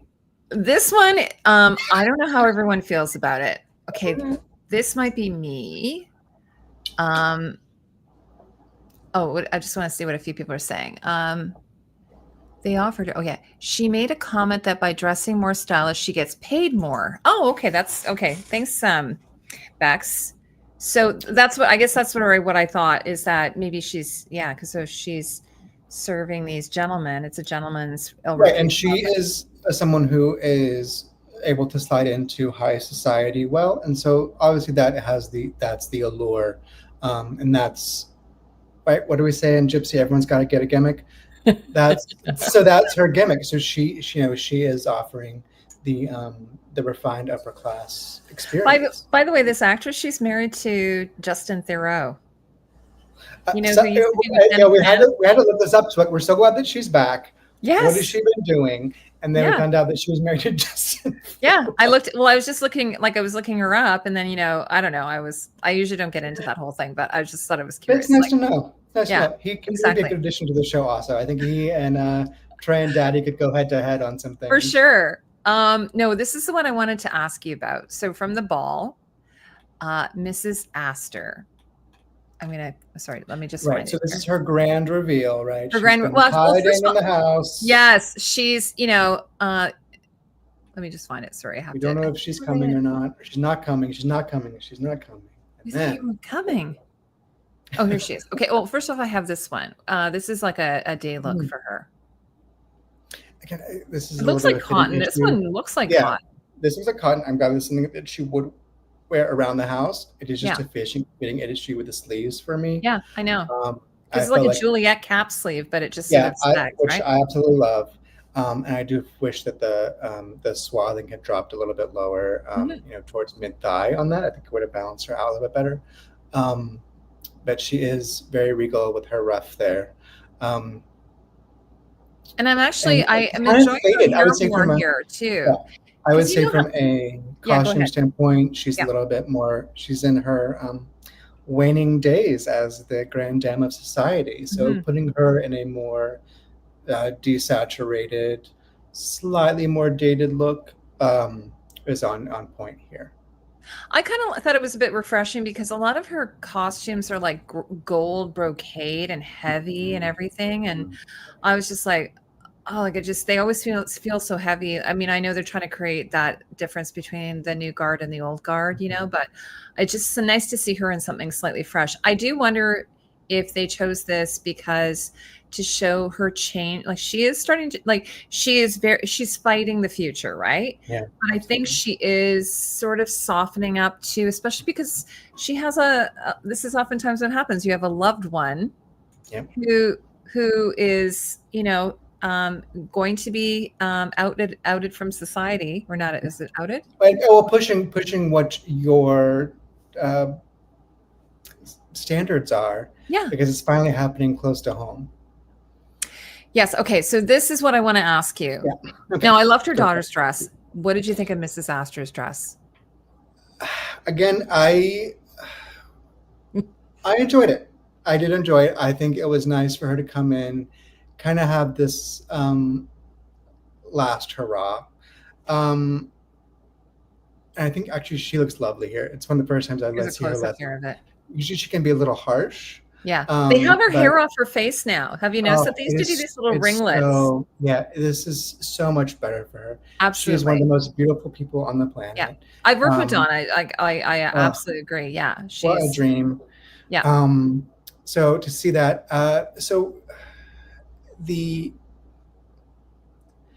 again the torturedness of the two, the Mrs. Fish. We have one going this way. We have one going this way on the shoulders. Yeah. I wish that was a little bit more refined. Yeah. But I did think this was a good choice for her as far as palette goes. Maybe it could have gone into this. It's like a burgundy all the way down. Would have loved. Burgundy and gold. Maybe pulled that lace that's going across the sleeve, across the bodice, and had that tie in. Would have been a way to do that. Mrs. Fish, she is ready to revel in all of the craziness that is going on. So I'm so glad she gets this look. It's because usually she can be a little bit well, we liked her balloon outfit though. We do like her balloon outfit, right? Yeah. But she's having fun.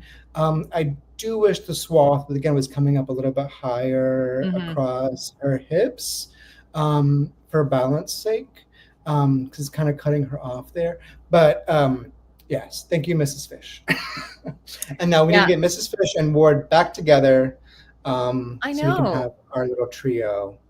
Okay, well, I'm gonna disagree with you on Mrs. Astor's dress. Tell me.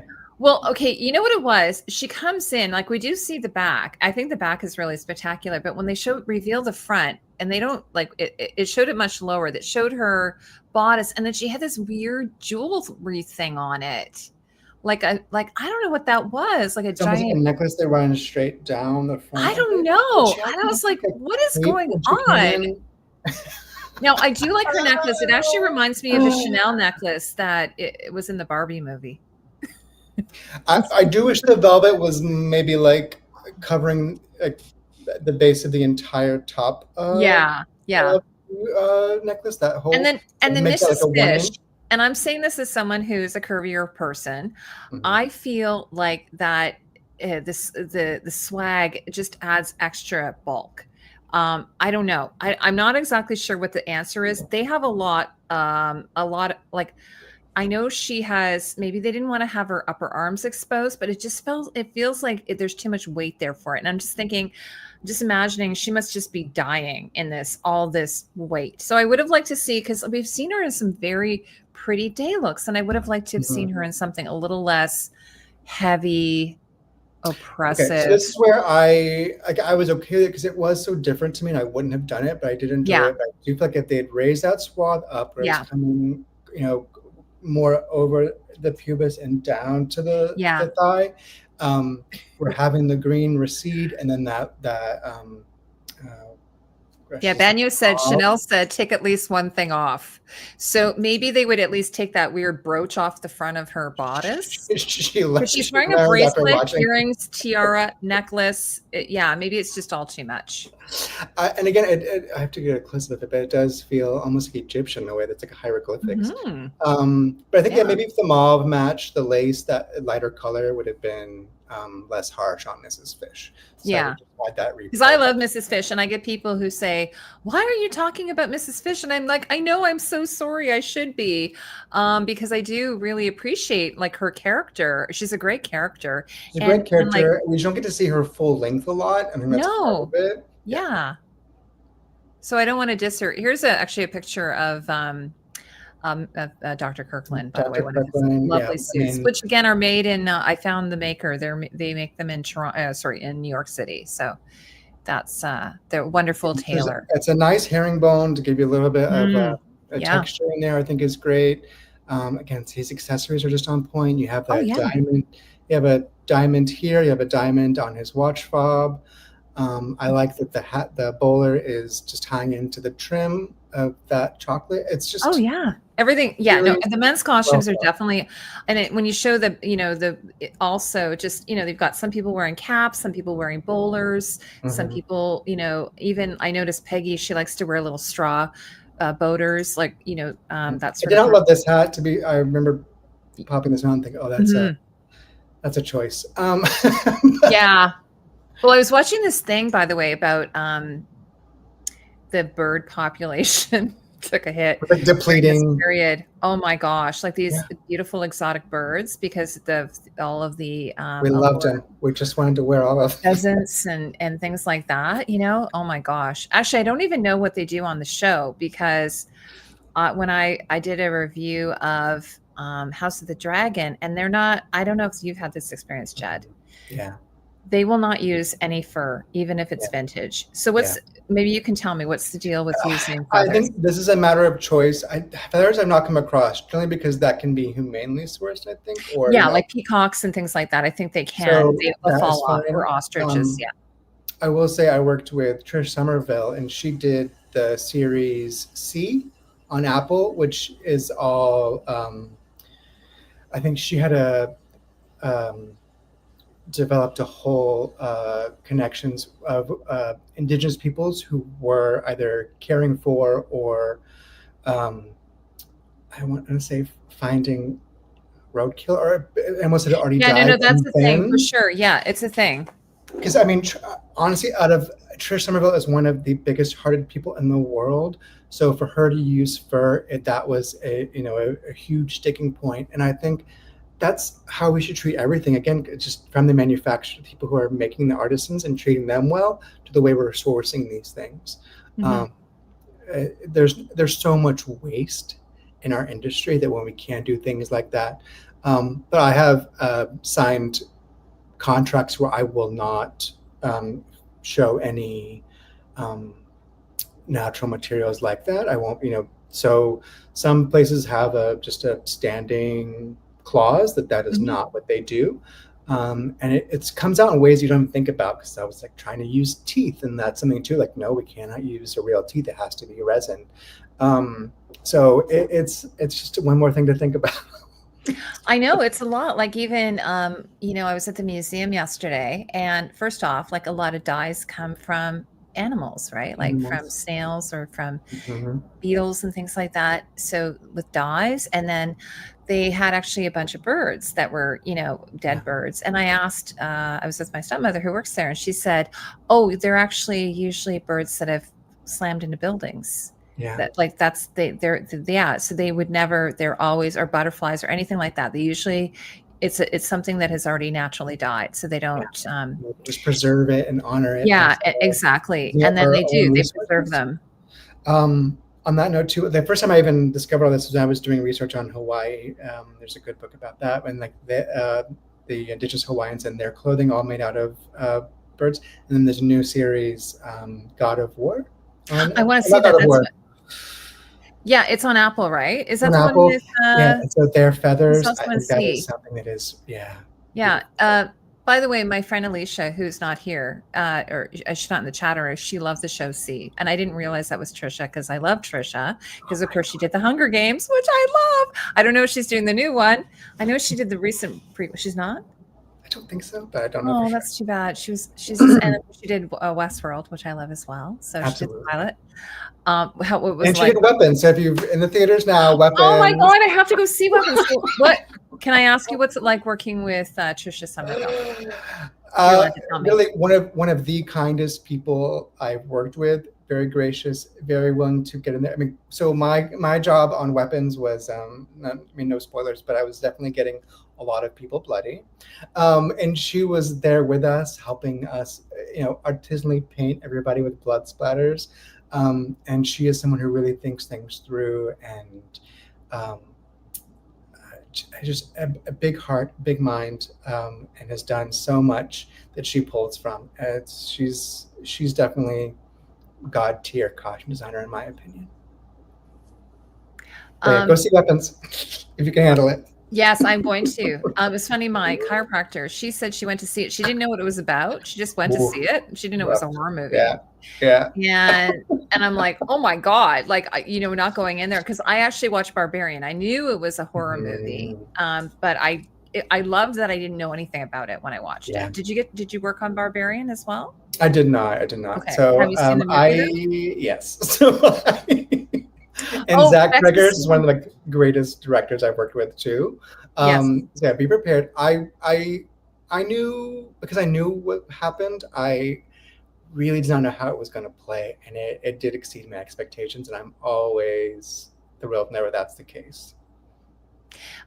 Bex is saying, fun fact, it's legal to possess just about any bird feather in the US, no matter how it's sourced, except for indigenous tribes. Oh, and sorry, Sarah's saying she's seeing some weapons this week as well. Amazing. I've been actually going to the movie theater a lot. Like we went to see not Lethal Weapon. What's it called? What's the one? Naked Gun. We went to see Naked Gun with the kids. And then we saw, it's on my list. And that's Pamela Anderson is so good in it. And the costumes are really so good too. glad. They're fun. Yeah. It's illegal. It's illegal to own them. Wow. No, wait. Even if you find it in the park or something? That's insane. Wow. But maybe it could be a disease thing too. It could be. Yes, for sure. Yeah. So we'll say that. We'll say that. It's for good reason. Yeah. But anyway, so Jed, before we wrap up, because I've kept you here a long time, and if anyone has a question for Jed, by the way, leave it in the comment. Yeah, find me on Instagram. I'm always happy to talk about what we love to do. Oh, it's so fun. So is there anything else you want to talk about before we wrap up? Oh, what else did I love? We talked about Bridget and her. I don't have it, but Oh, she okay, I shared a picture of it on okay, Instagram. It was a cute so when she okay. went to visit Jack and she Yeah. spent her money on that dress, right? Yeah. I'm Oh, glad that so he's not going to sweet. end up with Adelheid. That's all I'm going to say because she drives me Please. crazy. No. They're And just Bridget needs a win. Bridget is really just doing her work every day with a smile on her face. She is. She deserves a happy ending. She does. I did a review on the downstairs of the Brooks household, and she has like two kind of outfits that she wears, or she does have a couple of like outdoor outfits, but she had that new one, which was just so sweet. But I actually really like what she wears in the kitchen. I actually really love her dresses. They're so pretty. And who else? I'm glad hopefully we get to see Peggy and the Good Doctor set up a household, and I'm interested to see what that looks like for next season. Again, we had the fall of Ward McAllister. I hope he comes back in some way. Of course. Oh, and then that's based on a true story, though. Apparently, he apparently did do that in real life. He wrote a book. Well, this reminds me of like the Truman Capote. Oh yeah, I watched that series too. It just repeats itself every generation. Absolutely. Yeah, absolutely. Yeah, costumes were amazing in that. Do you have a shot of the Mrs. Winterbourne? Oh yes, actually I do. That collar, I'm gagged.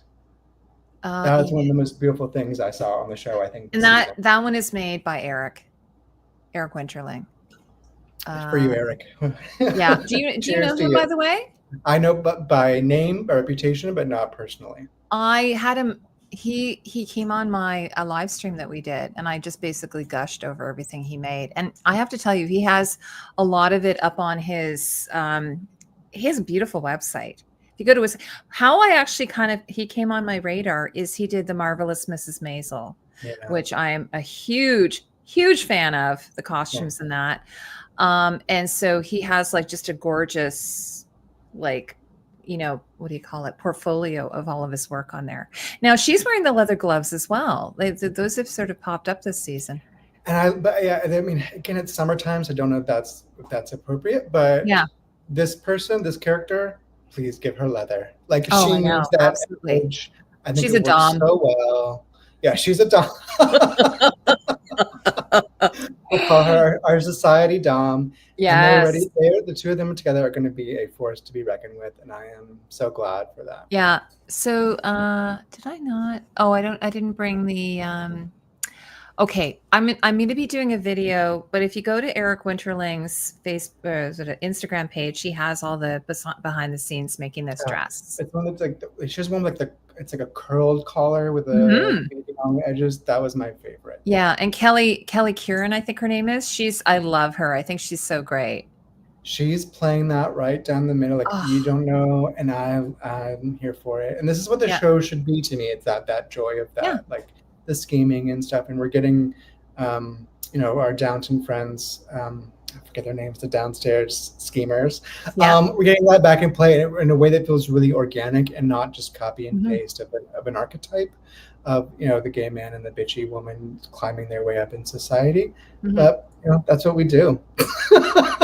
I know. Well, archetype for a reason. I was thinking about it. Like, I mean, I realized that Oscar can get her access to society, but she would have a couple options. So I was sort of like, well, I mean, she hasn't said yes quite yet. They are going to meet, right? But it looks like it's going to go that way. It's going to be a go. I think for them to get married and to have that entree into society, because I think she's just stuck with her old husband's friend, right? So. Beck says, "Oh, I saw Ward McAllister's real grave this weekend. He's in the catacombs in Greenwood Cemetery." Like Bex lives in New York, so sorry, Bex. I hope I'm not fascinating by saying that. Well, you're not quite in New York. It's a big city. Hopefully, nobody can find you. It's a big city. And Linda says she was in Maisel too. That's so awesome, Linda. I love that. Yeah, I guess that would have been shot in New York as well. Yeah. And the other thing too is like when you're working with background people, you get all of their backstories, and it's just so amazing how everyone comes together into this little troupe, and it's so much fun to hear their stories.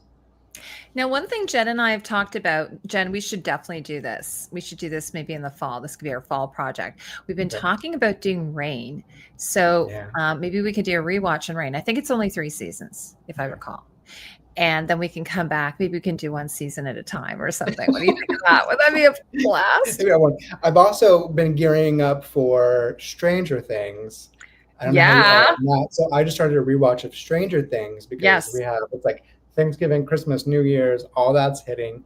And I am kind of in awe in Stranger Things because it's so well done. And it doesn't seem like that long ago, but It's so crazy though because I was living in a different house when that show first came out, and I know I've been living in my current house for at least 5 years. yeah, So it's just been so long. And by the way, Steve, like the actor who plays Steve, he's turned yeah, into this like stunning young man. Like yeah. he's like all over the things now, I think. Like the whole cast has just grown up in for our They're eyes. really great. I had the opportunity to work with a couple of them, because Yeah. they shoot a lot here, and it's been just a pleasure to see everybody grow up, and Hmm. again, they're all. I think again, this comes from people who were in theater, and are just there to enjoy the job, and it's inspiring. So we'll definitely have to have you back, Jed, if you'll come back. Hopefully I didn't scare you off. I We'll don't do scare you it. off. Nope, you name the show, I will be here. Oh, I love it. Yeah. Well, and Bex and I have to do something. We haven't done anything in ages. This is terrible. Her and I, we've like Bex, hopefully you and I can. Well, we usually do like House of the Dragon or Game of Thrones or that type of stuff. That's Yeah, usually what, they push back. What is it? yeah. Yeah, The Night of the the night Seven of the Kingdoms. yeah. So Yeah.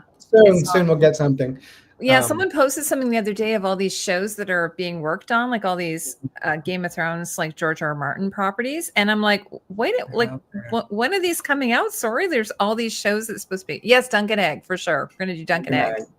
Yeah, Yeah, that's and we're getting nice. into a really good film time, right? We're hitting Oscar season, so we're gonna get a Hmm. lot of good films coming out soon. So Yeah. go to theater, support your artists, support your museums, Well, that's like one of people the on reasons Instagram. why I went to see Naked Gun because Chris Stuckman, he's like a reviewer. He said, if you guys want to see more of these types of shows, and by the way, I want to do a shout out to Roofman, which they had a trailer for when I went to see it, Naked Gun.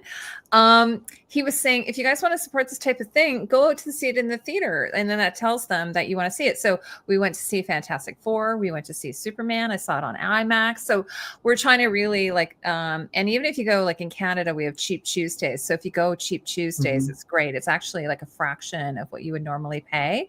And the theater was packed actually when I And went. it's just one of those things that you kind of forget, but I mean, Mhm. just the sound of a theater and the Mhm. people around you in the theater. So, in weapons, when people are screaming and cringing and all that stuff, it just adds to everything. And then I'm sure people laughing at oh, absolutely, after I'm watching selection. Foundation right now, but definitely that because we were talking about Kate and Kate Hawley, I think is her name, who did Crimson Peak, Comes a which we peak. both love, adore. Mhm. I'm like, I Yeah. still, it's one of my most popular videos.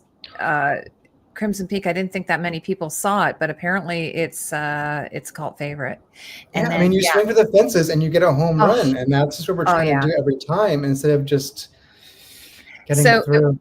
it was funny though because I shared it. I saw the pictures from Del Toro's Frankenstein and Kate Hawley's doing the costumes, and I shared them out. And because it just reminds me of like Eiko Ishioka or something rare, very visionary, something very fresh. And I was so excited, and I shared them out. And then I had one person who went, "Oh, these look terrible." I was just like, "Don't talk to me." I'm sorry, you and I You're are in the not wrong going to get. channel. Yeah, yeah, yeah, We're yeah. not going to get But along. So no, please don't say that to me. yeah, Bex, you will have we're to, we here. have to talk about that together because you will love it actually. Saw highest, what is this? Saw highest to lowest at 11 a.m. this Wow. morning. Is that a movie? Yeah, it's a new Spike Lee, I believe. Oh, it was great. Go to the movies, friends. Absolutely great. So, He's great for the Jed, movies. before we go, what are you working on? What are you doing? Where can people Go to the find movies. you? Go to the movies. I'm always on Instagram. I'm not a content creator. You should be. I'm so tired, Heidi. You'd have to have a vacation to do your content. I need an intern is what I need. Yeah, I'm always happy to talk to you. Happy to talk to anybody about the industry, what they can do, how to get into it, what they love. People who are artisans who want to be involved in something, please reach out because I love knowing people and what they can do and highlighting that. Yeah, I'm on a series right now in Atlanta. It's been very bloody. It's been a lot of fun. It's a comedy noir. Talk more about it later. But yeah, I'm around to talk about films for the next time. We were joking that you're in the state that I'm now calling the sweaty peach state.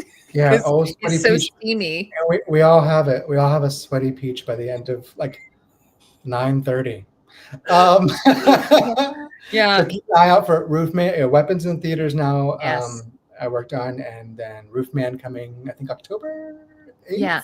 And it looks so fun. Like it just looks, and Peter Dinklage is in it too, right? The complete opposite of Weapons. Yeah. Peter Dinklage, absolute joy to be around and work with, and Channing Tatum is the lead, and absolutely one of those actors who are just almost could be a theater actor because he was in it with all of us, getting this project done. One of the best directors I've ever worked with. So I have very high hopes for that story, which is a true story. Look it up. It is insane. Yeah, and I think I will see. What about you? What's next for you? What's your next? You're doing the review of this? I've been doing so many interviews. So I have 2 interviews coming out. I have one with the costume designer for The Bear, which is a fantastic series. Yes. So Courtney was the costume designer. We had so much fun chatting. And then I also interviewed the co-costume designer for 1923, the one with Harrison Ford. It's and it's there's 2 seasons. And so she worked a lot with the indigenous talent on that show. So that was really, really fun to talk to her about it. And she was nominated for, and she's Mexican. So we were chatting about her background and everything and how she's trying to support. She's out of Tijuana, which I probably said terribly, but Tijuana, Mexico. But she was. I want to move to the next stop. So she's working out of there. So she just got nominated for an Emmy for that. So that's so exciting. And then, of course, I interviewed the costume designer, which was for me of Dune Prophecy. Absolutely. Which I am on episode 6 of right now. So we'll talk about that later too. I've just been. Yeah, because one of the things we were chatting is she got to work with, oh my God, Milena Cananero. Right. She worked under her for years. Mama. Yeah. Oh my God. I mean, and I know you worked, and I mentioned to her that we were chatting and you had worked with her. But anyway, so I said, yeah. So she's worked under her as I think. So this is sort of her. Speaking of hats, like one of the things that when I first showed up and I knew I was working with Milena, the one thing that was in my head was Out of Africa and the first, the wedding scene with Meryl Streep. Yeah. That hat. I mean, it broke my brain how beautiful the whole thing was. Yeah. She's just absolutely, actually, she repurposed a hat in, I think when I did my Marie Antoinette video, I think she did repurpose a hat she'd worked on a movie with Stanley Kubrick, I believe. Mm-hmm. And she repurposed that hat. It was from, we're going to catch me on this one. It was with Warren. Oh, yeah, you know what I'm talking about, right? With Ryan O'Neal. Exactly. Yes. And Marissa Berenson, who is basically like, if you see Marissa Berenson, that's what Milena Cananero is. Because Milena also worked on The Shining, if I recall. Yeah, she did The Shining. Yeah. Which, I mean, between like how many of us are in here? Yeah. She says there was no hidden meaning in the sweater that the little boy wears. Yeah, I didn't have, you know what? I read, in my review, I said that she knew somebody who did knitwear. And you know what? I ended up finding a lot of the costumes in the Sears catalog.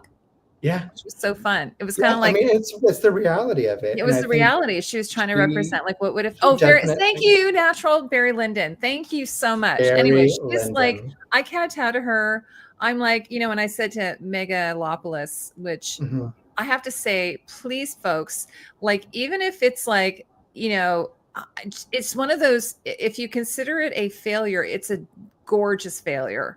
It's an absolutely stunning, beautiful failure. And I recommend seeing it, even if you're like, I don't get this, like kind of like the Cook, the Thief, the Yeah. Lover and his wife or whatever. Yeah, yeah, You yeah. know, like just if you just for the aesthetics of it, please watch it. It's Please watch absolutely it. stunning. And going to Cannes this year is the documentary of making of it. Oh, So I hope really? that we'll Oh get to my see that. gosh. Yeah, hopefully we'll get to see that.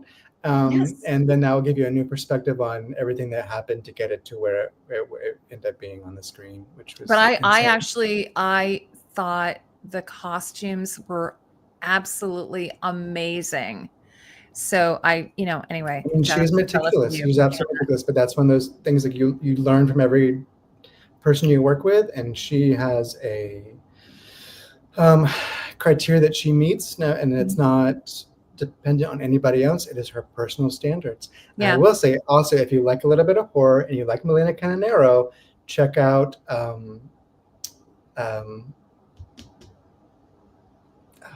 Single White Female. Oh, that's her as well. I haven't seen it. I Who didn't even also know did that. She also did the production design for it. Yeah. And if it was not a creepy movie, I would want to Yeah. live in that world. It is Yeah. so like that's like my ideal, like 1992 is on my ideal time Mhm. period. Yeah. It was the most beautiful apartment, the most beautiful costumes. That is Milena to a T, to the point where I found where she was a model for a Hanes advertisement with her legs Really? out in her Hanes, and she had a bolt of fabric streaming down. Wow. Same time period, like right before like Godfather 3, like that whole time period. So Yeah. Single White Female. Bex is an editor and she loved Megalopolis. So Well, I would say as an editor, that is yeah. someone that really had to wrap their brain around it. So Mhm. I'm glad that that resonated with you. It was definitely And I'm something a we were costume having. lover and I love the costumes. We have a hard time keeping track of everything because we're like, this is what's going on. Great. Yeah. Well, anyway, I want to thank everyone for spending so much time with us today. We're here And your almost 2 comments. hours and keeping Jed because this is like this is your day off. I slept yesterday. Okay, good. Okay. But anyway, this has been so fun. And anyway, I hope everyone enjoyed the Gilded Age season 3. And I am going to do I'm trying to figure out how to approach it, but I think I finally figured out how I'm going to do this script. So, but I've got lots of pictures to share. So that'll be fun too. Cause I found all these, like I said, I've been scrubbing all the Instagram accounts and all these behind the scenes photos. Yeah. So it'll be fun to share with you and do some shout outs to some wonderful creators. And also, as we said last time, I just want to say, despite what we say, I am always amazed by all the craftspeople who work on these shows and all the people who work behind the scenes and the hard work that they do. So even if we do a little bit of, tough love. Yeah, red carpet, what do they call it? Joan Rivers. Yeah, critiquing. The late great Joan Rivers. And we do backseat driving, maybe. Backseat driving. We do it with some love, though, right? Okay. Always with love. Yeah. Thanks, everyone. And anyway, we'll see you soon. I'll see you in another video, and we'll have Jed back again really soon. Thank you all. Thank you. Bye. Heidi. I'm ending it. I just have to press the button.